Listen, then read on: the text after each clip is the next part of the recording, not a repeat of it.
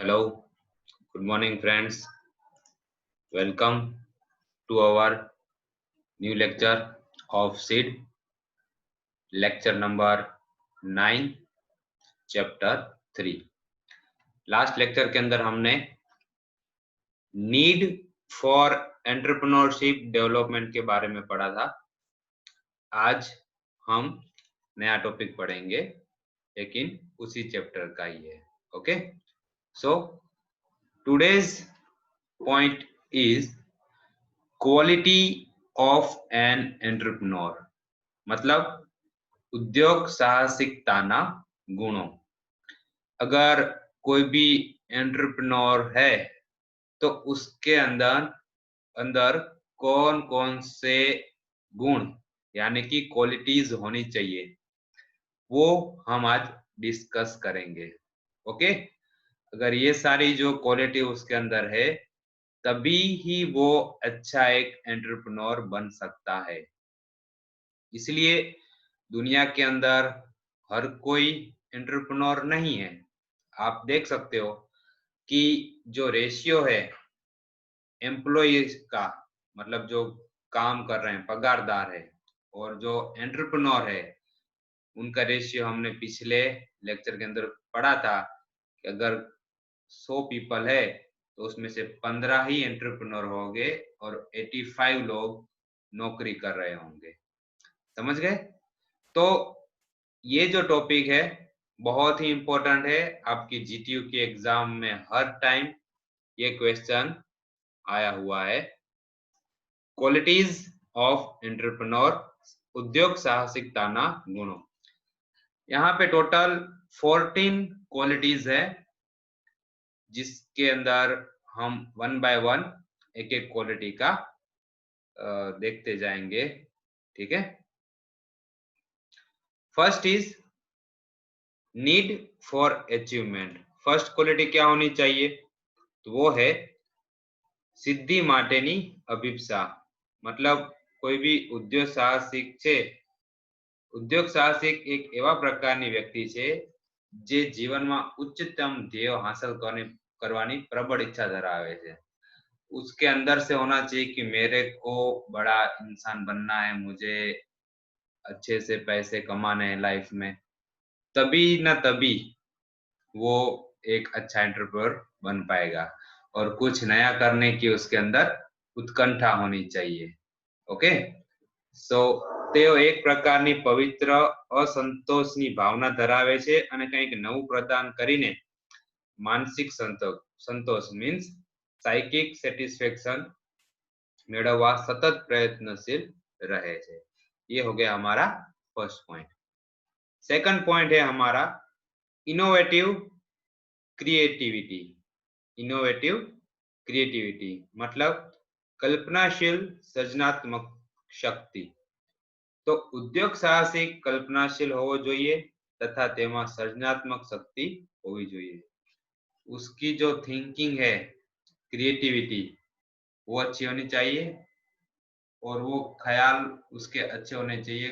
कुछ जो मेमोरी है नया फाइंड करने की, वो हमेशा उसके ऊपर उसकी सोच लगी रहनी चाहिए। सेकंड पॉइंट है ग्राहकोની જરૂરિયાતોને પૂર્ણ કરવા વિવિધ પ્રકારની પેદાશો કે સેવાઓનું સર્જન કરવાની વિભાવના, मतलब કોન્સેપ્ટ તેના મનમાં આકાર લે છે। તેથી તેની વાણિજ્ય શક્યતાઓ તપાસી આવી પેદાશો કે સેવાઓનું સર્જન કરવાનું હાથ ધરે છે। ખાસ કરીને ટેકનિકલ લાયકાત ધરાવતા ઉદ્યોગ સાહસિકમાં સર્જનાત્મક શક્તિ अलग तरी आवे छे। अगर आप अच्छे से कोई डिग्री या डिप्लोमा किया हुआ है तो आपके अंदर जो क्रिएटिविटी की जो क्वालिटी है वो अच्छे से अंदर आपके अंदर होगी। नेक्स्ट है थर्ड पॉइंट पहल वृत्ति, यानी कि इनिशिएटिव लेना होना चाहिए। तो कुछ लोग होते हैं जो डरते हैं बिजनेस स्टार्ट करने के लिए, लेकिन आप फर्स्ट इनिशिएटिव लोगे तो उसके अंदर आप अच्छे से प्रॉफिट ले पाओगे। सो उद्योग साहसिक औद्योगिक साहस में झंपलावानी पहल करे छे। कुछ लोग डरते नहीं, मेरे को नहीं करना है एंटरप्रेन्योर अभी बिजनेस नहीं करना है, तो वो डरते हैं। तो डरना नहीं चाहिए, इनिशिएटिव लेना चाहिए, तभी आप सक्सेसफुल हो पाओगे। તેના મનમાં ઉદ્ભવેલી કોઈ પણ વિભાવનાને મૂર્તિમંત કરવા તે આગળ આવે છે। उसके अंदर कोई भी थॉट आया हो, कॉन्सेप्ट, उसको वो प्रैक्टिकल चीज के अंदर लाने के लिए कुछ भी कर सकता है और वो मूर्तिमंत मतलब उसको हासिल करने के लिए आगे बढ़ता है। કોઈ પ્રવૃત્તિ પરત્વે ભૂતકાળનો અનુભવ ન હોય અથવા અન્યના અનુભવનું નિરીક્ષણ કરવાની શક્યતા ન હોય તેવી યોજનાઓ હાથ ધરવા પહેલવૃત્તિ દાખવીને આગળ આવે છે। He is leader, not a follower। तो इनिशिएटिव के अंदर ये पॉइंट लागू पड़ता है। He is leader, not a follower। Okay. Fourth है वाजबी जोखम उठावनार, मॉडरेट रिस्क टेकर। एंटरप्रेन्योर बेवकूफ नहीं होना चाहिए कि वो किसी भी साहस के अंदर कूद पड़े। वो मीडियम वे रखता है, उसको पता है कि हाँ इधर थोड़ा नुकसान जा सकता है और इधर बहुत प्रॉफिट भी हो सकता है, तो वो रिस्क लेता है। वो ऐसा नहीं करेगा कि नुकसान ही जा रहा है तो वो भी वो रिस्क लेगा, तो वो बेवकूफ माना जाएगा। सो ઉદ્યોગ સાહસિક એવા ક્ષેત્રોમાં ઝંપલાવે છે જેમાં તેનો પૂર્વાનુભવ હોતો નથી, જેમાં કરેલા રોકાણની મળતર મળશે તે અંગેની કોઈ નિશ્ચિતતા હોતી નથી, मतलब वो रिस्क लेता है। આમ વ્યાજબી જોખમ ઉઠાવવાની તૈયારી સાથે તે ધંધાકીય સાહસમાં ઝંપલાવે છે। અહીં નોંધવું જોઈએ કે ઔદ્યોગિક સાહસવીર સટ્ટાત્મક સ્વરૂપનું ઊંચું જોખમ ઉઠાવતો નથી। जैसे मैंने बोला कि वो हाई रिस्क नहीं लेगा, वो मीडियम वे अपना चूज करेगा। તેથી ઉલટું જોખમ વિનાના નિશ્ચિત વળતરથી તેને સંતોષ થતો નથી।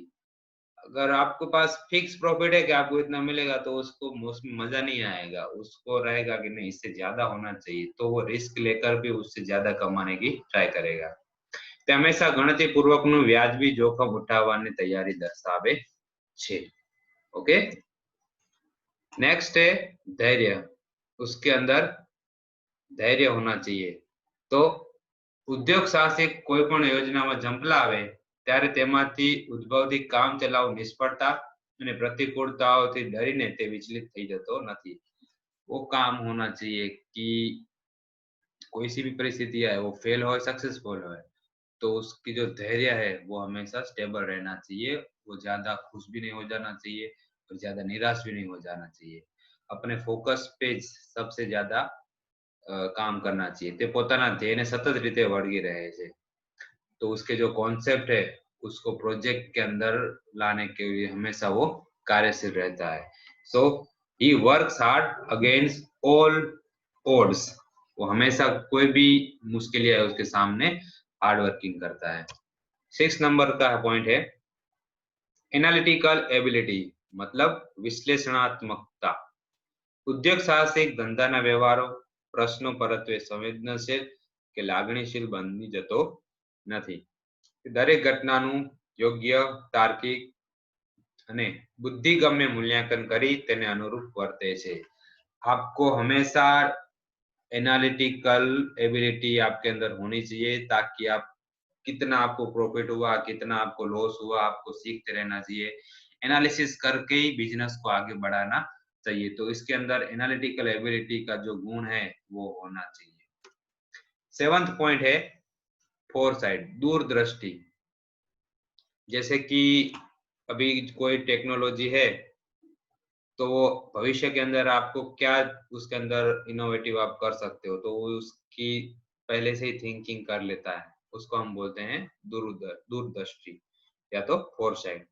सतत परिवर्तन पावता आर्थिक, सामाजिक અને રાજકીય ટેકનોલોજી સંબંધી પર્યાવરણમાંથી ઉદ્ભવતા ફેરફારોમાંથી ઉદ્ભવતા સંભવિત પ્રયત્નોનો અભ્યાસ કરે છે।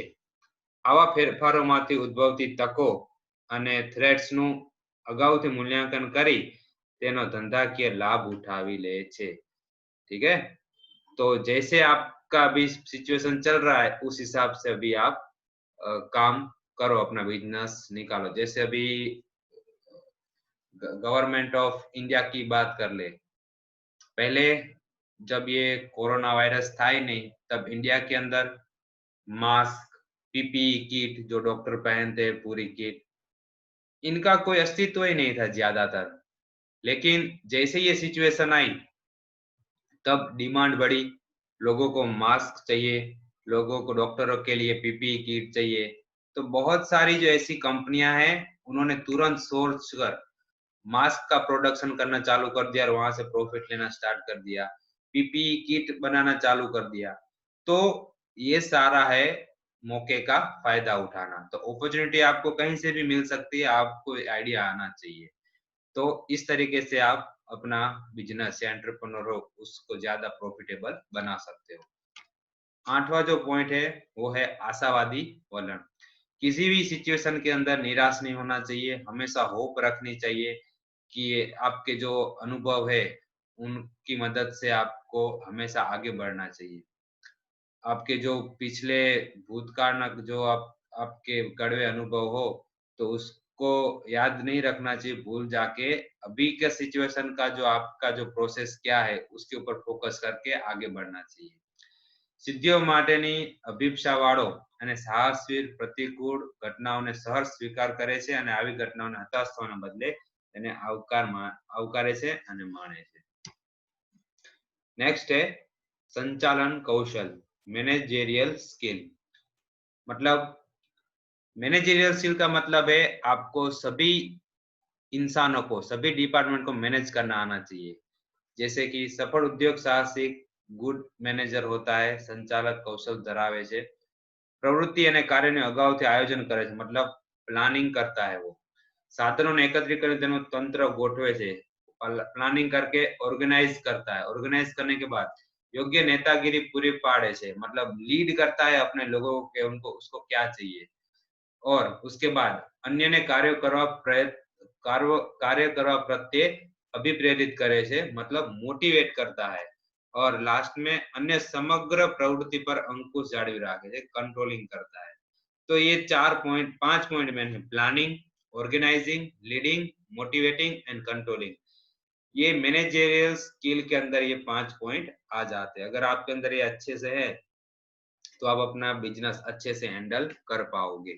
ओके, नेक्स्ट पॉइंट है डायनेमिक, मतलब वो गतिशील होना चाहिए, उसकी जो पिछले जो रूढ़ि चुस्तता है वो उसको लेकर नहीं चलना चाहिए, उसके नए नए विचार हो उसको इम्प्लीमेंट करना चाहिए। તેને રૂઢિ અને જડતાનો ત્યાગ કરી અન્યના નવા વિચારો અને ઉપયોગી સૂચનોને આવકારવા જોઈએ। વાસ્તવમાં તેણે પરિવર્તનના पैगंबर बनવું જોઈએ, मतलब हमेशा चेंज लाना चाहिए अपने थॉट्स के अंदर, अपने काम के अंदर, तभी वो प्रोसेस आपकी अच्छे से हो पाएगी और आगे बढ़ पाएगी। ओके, सो हियर हमने 10 पॉइंट्स डिस्कस किए, वो 10 पॉइंट्स की समरी यहाँ पे है।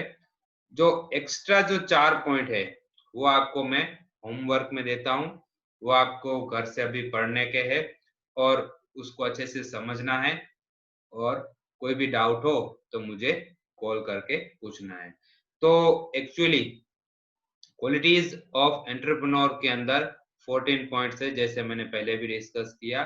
तो ये रहे वो 14 पॉइंट्स, उसको अच्छे से आपको याद रखना है। जीटीयू के अंदर बहुत बार ये एग्जाम में आए हुए हैं इस चैप्टर से, तो फर्स्ट में 1 बाय 1 एक बार फिर से रिपीट कर देता हूँ। Need for achievement, second one is innovative creativity, third one is initiative मतलब पहल वृत्ति, वाजबी जोखम उठावनार मॉडरेट रिस्क टेकर, धैर्य, विश्लेषणात्मक मतलब एनालिटिकल एबिलिटी, दूरदृष्टि मतलब फोरसाइट। 8वां पॉइंट है आशावादी वलण मतलब ऑप्टिमिज्म। 9th पॉइंट है संचालन कौशल मतलब मैनेजरियल स्किल, गतिशीलता मतलब डायनेमिक। 11th पॉइंट है कार्य स्वतंत्रता मतलब इंडिपेंडेंस। 12th पॉइंट है अनुकूल स्व विभावना मतलब पॉजिटिव सेल्फ कॉन्सेप्ट। 13 पॉइंट है मानसिक तनाव सामनो करना मतलब stress taker. And 4th point है बॉर्डर पर्सपेक्टिव। ओके, तो ये आज एक ही क्वेश्चन हमने पढ़ा है और ये मोस्ट इंपोर्टेंट है। ये सारी क्वालिटीज आप याद रखना, जीटीयू के अंदर बहुत टाइम ये क्वेश्चन आया हुआ है। Okay, so time for the homework. जो आज हमने पढ़ा वही आपको नोटबुक में लिखना है और गूगल क्लासरूम के अंदर सेंड करना है। Okay, the question for the today's work is state qualities of entrepreneur, उद्योग साहसिकताना गुणों लखो।